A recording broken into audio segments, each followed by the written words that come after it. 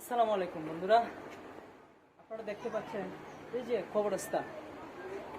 আমরা আসলে আমাদের বাড়ি গাড়ি টাকা পয়সা ধন সম্পদ নিয়ে ব্যস্ত থাকি, কিন্তু আমরা যদি জানতাম যে আমাদের বাড়ি গাড়ি টাকা পয়সা ধন সম্পদ আসলে এগুলা কিচ্ছু না, এগুলো হচ্ছে দুনিয়ার একটা সম্পদ, তাহলে আমরা এই দুনিয়ার পিছনে ঘুরতাম না।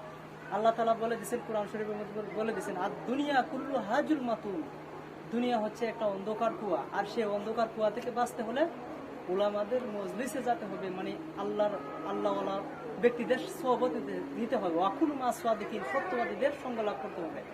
আর সত্যবাদীদের সঙ্গ লাভ করলে কি হয় জানেন? এই যে কবরস্থান আছে না, এগুলার কথা মনে হয়, দুনিয়ার সম্পদের কথা মনে হয়। আমরা তো দুনিয়ার সম্পদ, ওই বাড়ি গাড়ি কেমন সৌন্দর্য করা যায় এগুলা নিয়ে ব্যস্ত থাকি। আমি আপনার কবরস্থান, নিজের আসল বাসস্থান হচ্ছে কবরস্থান, এটা সুন্দর করেন, এটা হচ্ছে সুন্দরের জায়গা, এটার পুঁজি তৈরি করেন। পুঁজি কিভাবে তৈরি করবেন? সুদ খাইয়া, ঘুষ খাইয়া, হারাম খাইয়া না, নেক আমলের দ্বারা, হালাল উপার্জনের দ্বারা। এই কবরের পুঁজি হচ্ছে 1 নাম্বার পুঁজি, নেক আমল, হালাল খাবার। আর হারাম খাবার খাইলে কিন্তু ব্লাড নষ্ট হয়ে যায়, এই ব্লাড নষ্টের কারণে কিন্তু আপনার জাহান্নামে। আপনি দুনিয়ায় উল্টাইলান, হজ করেন, কোনো কাজ হবে না যদি হারাম খান, যদি সুদ খান, ঘুষ খান, কোনো কাজ হবে না।